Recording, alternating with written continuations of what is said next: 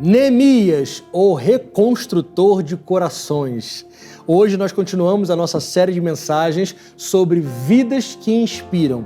E se tem uma vida que inspirou muitas e muitas pessoas ao longo dos séculos e dos milênios, é do nosso querido amigo Neemias. O trecho da palavra de Deus de hoje está em Neemias, capítulo 2, versículo 1 em diante.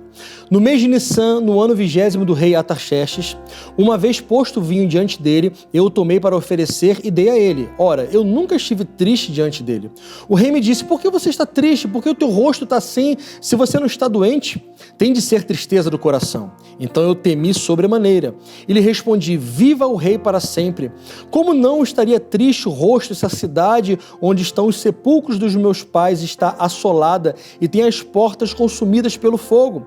E disse-me o rei: o que me pedes agora? Então orei ao Deus dos céus e disse ao rei em seguida: se é do agrado do rei, se o teu servo acha mercê e misericórdia em tua presença, peço que me envies ajudar a cidade dos sepulcros dos meus pais para que a reedifique.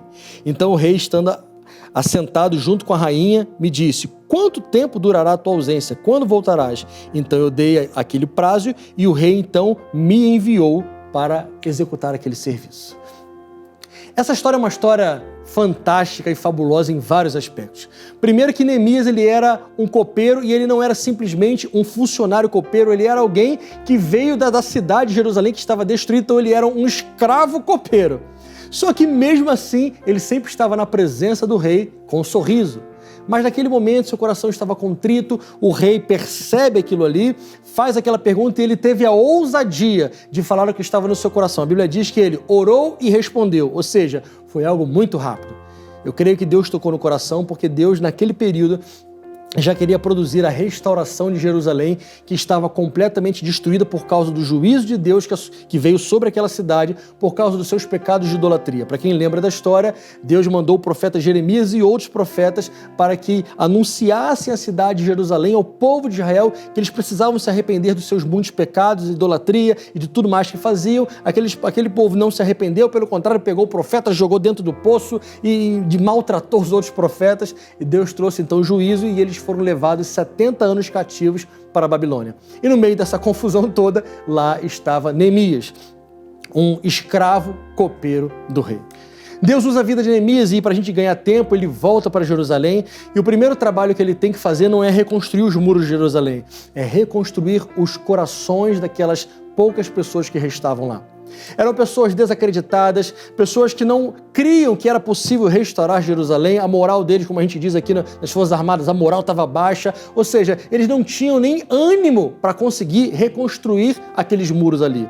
Precisa vir alguém de fora, Neemias, para dizer: eia, eu gosto muito dessa palavra na Bíblia, usada frequentemente, eia, levantem-se, vamos construir. Por que nós vamos continuar nessa vergonha que estamos passando? Por que vamos continuar dessa forma? Vamos reconstruir os muros de Jerusalém. E em 50 e poucos dias, eles conseguem se reunir, se reanimar e conseguem reconstruir os muros de Jerusalém. Para fazer coisas grandiosas, externas, as coisas primeiro precisam começar em nosso coração. Para mim, Esdras, antes de ser um construtor de muros, ele foi um reconstrutor de corações.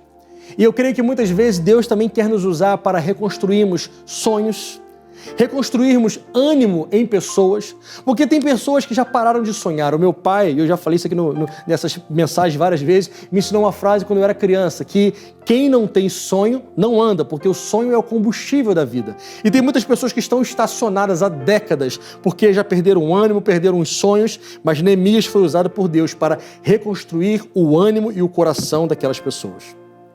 Se você lembra o final da história, Neemias então reconstrói aqueles muros, reconstrói ali o tabernáculo, reconstrói o templo, e a partir daquele momento aquela geração começa a viver um avivamento sem precedentes, porque além de reconstruir, eles acharam a palavra de Deus, e quando começaram a ler a palavra de Deus, choraram, se arrependeram dos seus pecados, fizeram promessas entre eles que não viveriam uma vida de pecado, uma vida absoluta, viveriam uma vida para agradar a Deus, e um avivamento genuíno acontece naquela geração, tudo porque um copeiro do rei, escravo, aquele que talvez o pessoal nem dava bola, foi sensível à voz do Senhor, falou o que Deus tinha mandado ele falar, foi lá e reconstruiu o coração dos seus compatriotas.